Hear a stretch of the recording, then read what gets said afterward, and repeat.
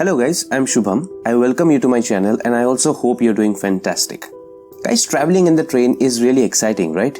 And it is also very amazing means of a journey.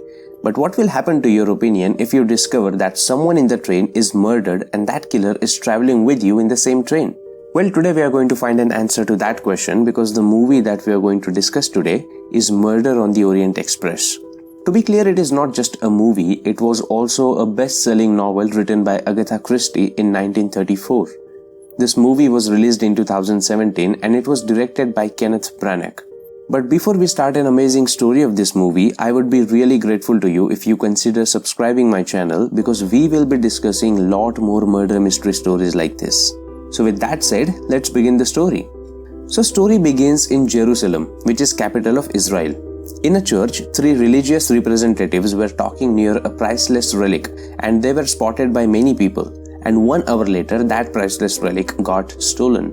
Now because of this theft, Chief Inspector of that area calls for a detective to find the relic and the name of that detective was Hercule Poirot.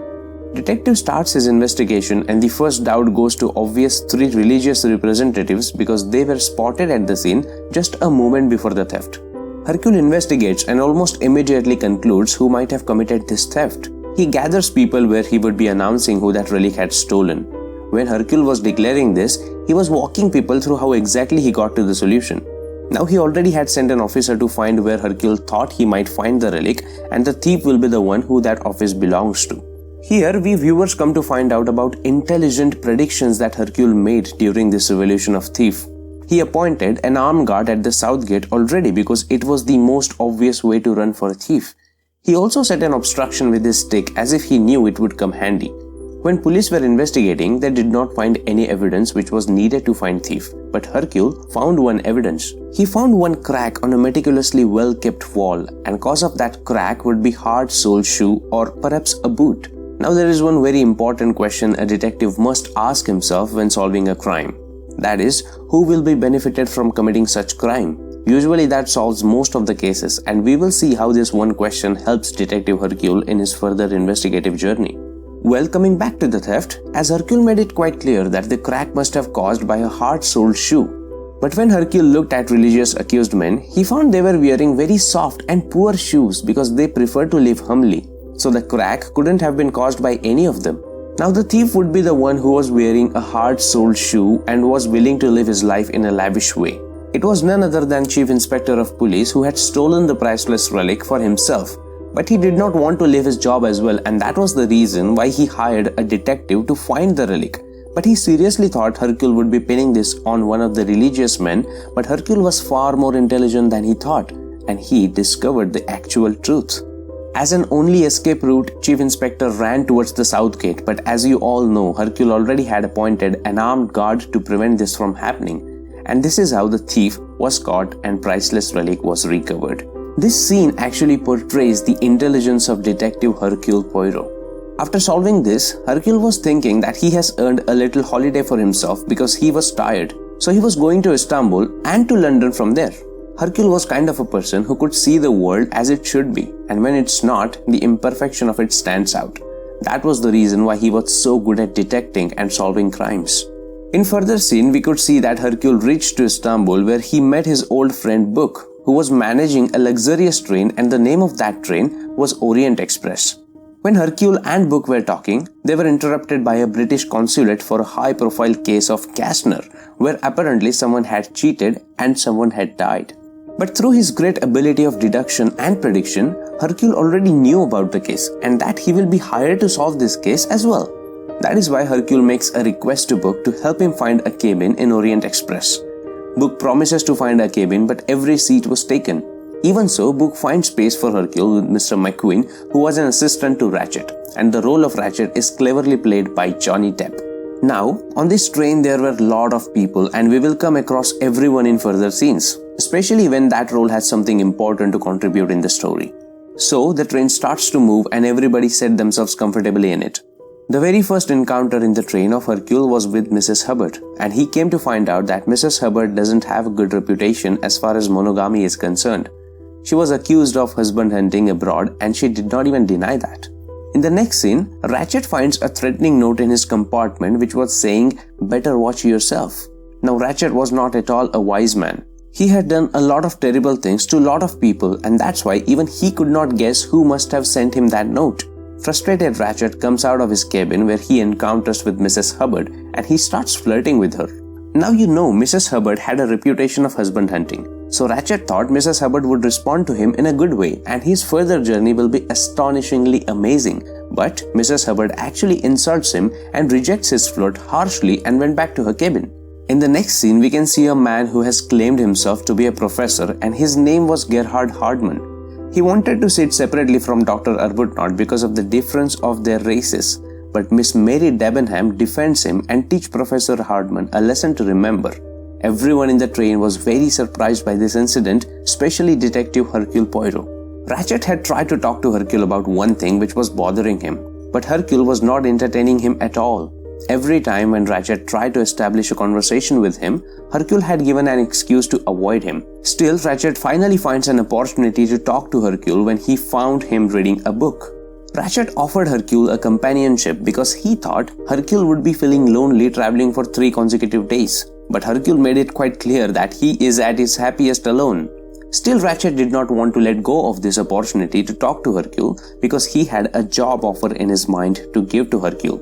Ratchet told Hercule that he is a businessman. He was an art dealer, but his way of doing business was shady. Because when people were ordering expensive arts, they sometimes found the art was not exactly original. It clearly means Ratchet was operating in a bad faith. He also told Hercule that during this business, he had managed to make some enemies who would want to hurt him. He also told him about the threat note that he had received from someone. And now to make his point, he wanted Hercule to be his protector for this journey of Orient Express. And for that, he was ready to pay a very generous amount to Hercule. But so far you must have known that Hercule was a man of principles, and that was the reason he rejected the job offer and left Ratchet. The following night, Hercule heard a disturbance from Ratchet's room and he came out to check it out. But it turned out that everything was fine as Mr. Ratchet whispered from his cabin. So Hercule went back to his cabin. Second time the disturbance was with Mrs. Hubbard, and for that again Hercule came out to check. Third and last time when he heard the disturbance, Hercule came out and he found a person running in a red gown. He misunderstands that person for Mrs. Hubbard and finally went back to his cabin for rest.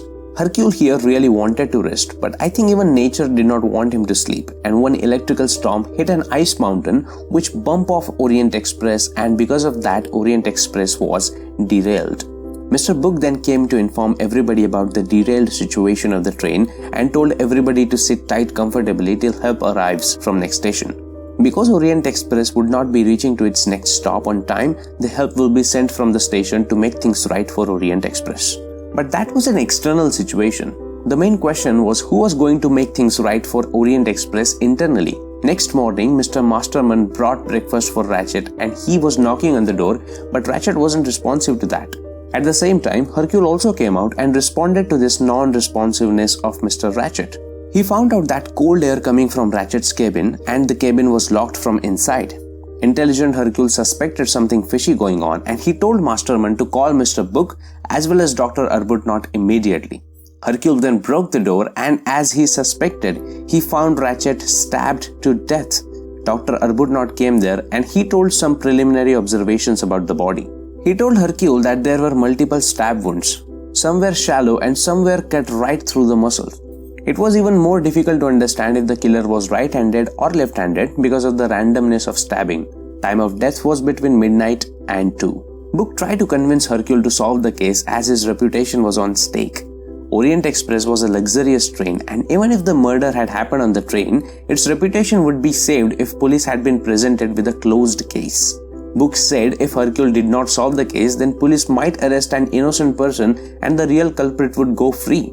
Book challenges him to solve the case and Hercule accepts the challenge to solve the murder and save Brooke from this misery. Hercule also chooses Book to assist him in the investigation because Book was the only person who slept in another coach, the only person who was not a suspect. The very first conversation Hercule had was with Mr. McQueen. Mr. McQueen was felt to be distressed because his boss was dead and he was out of job. According to Mr. McQueen, Ratchet was crude, disrespectful and insulting personality. He was into antiques but he did not have head for his business and especially accounting. Mr. McQueen was the responsible person for all of his business affairs, and he also said Ratchet had lot of enemies. Hercule and Book again takes a look at victims' wounds, which were specified to be 12 but patternless stab wounds. Now if Dr. Arbuthnot was guilty, he wouldn't have influence on the details like such. They also find watch which stopped at 1:15, confirming time of death given by Arbuthnot. They also found traces of barbital in his coffee cup, which suggests someone had drugged him. They found handkerchief with an initial H written on it. Another clue came into light in the form of pipe cleaner. What most surprising thing here is, Hercule found a lot more evidences of things which was enough for him to be confused.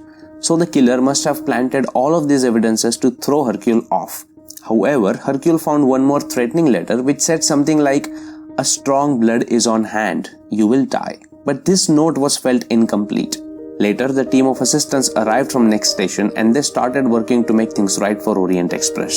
Hercule and Book were talking about the case, but when Hercule finds such note, he came to find out the real scenario and he told the actual story of Colonel John Armstrong. So the story of John Armstrong was like this. 2 years ago, renowned pilot John Armstrong and his wife Sonia found their little daughter Daisy missing. Kidnapper Cassetti was calling for ransom, and in this desperate situation, Armstrongs paid the ransom. But soon after that, Daisy was found murdered by Cassetti. Sonia was with child at that time, and the shock sent her to premature labor, and neither of them survived. Hercule knew all of this because John had asked for his help on this, but by the time he had received the letter, it was too late. John was found dead of a gunshot wound, self-inflicted. And with those realizations, Hercule completes the threat note saying, "Daisy Armstrong's blood is on your hands and you will die for it." The kidnapper was none other than Ratchet himself, because the real name of Ratchet was Cassetti. In the next scene, we could see Michelle calling Hercule saying Mrs. Hubbard was calling him. This time Hercule did not avoid Mrs. Hubbard and he went to talk to her. She revealed one very interesting detail and said, the killer was in her compartment last night and she also could have been killed, but killer got Ratchet instead. Hercule revealed the actual truth of Ratchet being Cassetti as he wanted to know if Mrs. Hubbard knew about the Armstrong case, which she had. With that being said, she handed a button a lot more like a suit of Michelle, but Michelle said he wasn't missing any button. So the question here is who that button belongs to. The next interrogation was with Mr. Masterman, the butler of Mr. Ratchet. Ratchet had accused Masterman if he had left the threatening letter, but Masterman said he would leave a far more dangerous thing if he had to instead of a mere letter. Again here, while talking to Mr. Masterman, Hercule predicted that Masterman was sick because of his unusual behavior and abrupt disturbances. Mr. Masterman clarified that he was a guest of months at most, and his thyroid problems would put an end to his life soon. The interrogation continues to Miss Pilar Estravados, Professor Hardman, and Beniamino Marquez. During this brief talk, Hercule found out that Miss Pilar was the last person to see Ratchet alive, but still he said that he would be confirming the story told by Miss Pilar. On the other hand, Gerhard Hardman was professor of engineering and he was from Austria, and Beniamino Marquez was into automobile business, and he said he slept all night until morning and this was his alibi. Mr. Marquez even confirmed that Mr. Masterman was also reading all night. Interrogation continues to Miss Mary, whose full name was Miss Mary Hermione Debenham. She said she did not know about Ratchet at all. Here, Hercule made one fact clear that Mary knew about Dr. Arbuthnot before the travel began, which at first Mary denied, but later accepted the fact that she was a little closer than stranger to Mr. Arbuthnot. Now let's talk about Princess Dragomirov, blessed by God with a long life, but cursed by God for back pain to make it miserable. A little before murder happened, she was massaged by Fraulein and she went to bed. Hercule asked Fraulein if Princess Dragomirov was saying the truth and she confirmed it. But here is the fun fact. Fraulein said she was awakened by other conductor, but as far as everyone knew, there was no other conductor. Fraulein described the other conductor as short and high-toned voice, and here Hercule starts to get answers to almost every question. He searched for the evidences and he even starts to find them. For example, he found red gown in his own suitcase, which meant the killer was mocking the great detective Hercule Poirot. Hercule found uniform of that other conductor, and with that he also deducted it belonged to Mr. McQueen. As a final point, Hercule checked his ledger and found that Mr. McQueen was stealing from Ratchet. Soon after that, Hercule caught Mr. McQueen running, but Hercule manages to catch him, and definitely Mr. McQueen became here number one suspect. But Dr. Arbuthnot came there and he verified that Mr. McQueen was with him and they were drinking till morning. Now Hercule got frustrated because each and everyone on the train was alibying out, and even after he found so many clues, he wasn't able to convict anybody for the murder of Mr. Ratchet. But Hercule still continued his investigation and he found out some fierce facts about Armstrong case. Father of Mr. McQueen was lawyer in the Armstrong case and he was actually forced to go after some French woman with weak alibi, and her name was Suzanne. But Suzanne had nothing to do with the case, and out of an embarrassment, she killed herself. But later, evidences started to shine towards Cassetti and everybody blamed father of Mr. McQueen, and Mr. McQueen could not do anything for his own father. Guys, this was actually far more personal reason for him to kill Ratchet. During this interrogation, Hercule heard Mrs. Hubbard screaming and he ran towards her to check exactly what had happened. And he found Mrs. Hubbard was plunged with knife in her back. Hercule asked for doctor to take the knife out and Mrs. Hubbard was saved, but she was lucky because killer couldn't manage to hurt her lungs or any other delicate portion for that matter. Now lastly, Hercule turned to Elena, who was an addict of barbital, and according to her, she was using barbital to get through her fears. Hercule kind of had an intense conversation with Elena, and in that he found out that her name was actually Helena. Helena's desperate attempts of removing H from her passport as well as her luggage were caught by Hercule. In addition to that, Hercule also predicted correctly that Helena was also sister of Sonia Armstrong. Now almost every secret had been revealed in front of Hercule, including the fact that Professor Hardman was not a professor and he wasn't Austrian or German. Fact of the matter is, Hardman had served as a police officer and his real name was Cyrus Hardman.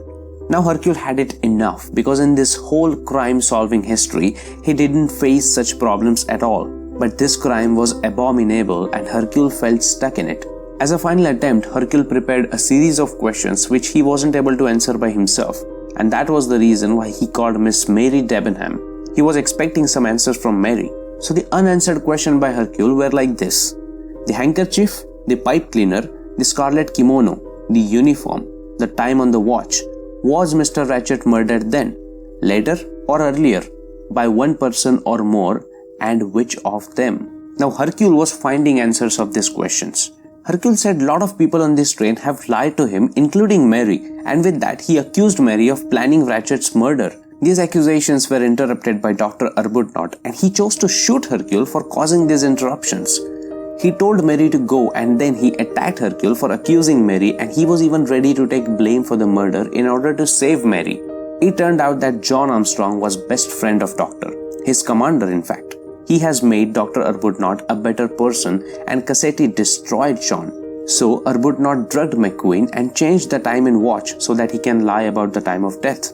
After that, Hercule had a clear picture in his mind about what must have happened to Cassetti. Hercule gathered everyone and made clear that Dr. Arbuthnot had a chance to kill him, but he intentionally did not shoot him dead because he was not a killer.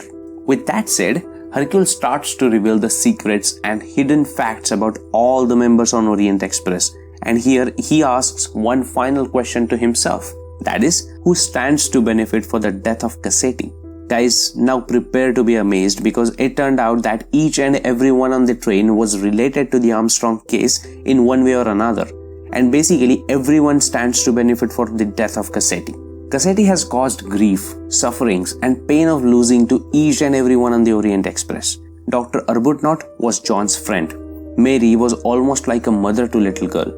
Helena was sister of Sonia Armstrong. Princess Dragomirov was like a godmother to little girl. Her devoted maid was Armstrong's cook. Miss Piller was nurse to Daisy. Miss Marquez was his driver. Hardman fell in love with Susan, who was falsely accused. Michel was brother of that accused girl, and she then committed suicide out of an embarrassment. But out of which only one person stood to have lost more than anyone. That person was Mrs. Hubbard, who was also mother of Sonia Armstrong, grandmother of Daisy, and her real name was Linda Arden. Finally, Hercule finds the killer, and it was not a single person. It was actually a group of people who demanded justice desperately for the innocent people Cassetti had killed. But by seeing the nature of crime, it was quite difficult for Hercule to expose anybody, and that's why he manipulates truth and let everyone go free. It was his kind decision to allow Armstrongs to have justice. And with that, movie ends here. So this was the story of Murder on the Orient Express, and I hope you like it. And I recommend you to watch the movie as well because you will enjoy it. Tell me how do you like this explanation as well in the comment section, and please do subscribe my channel, and we will meet again in the next episode. Bye.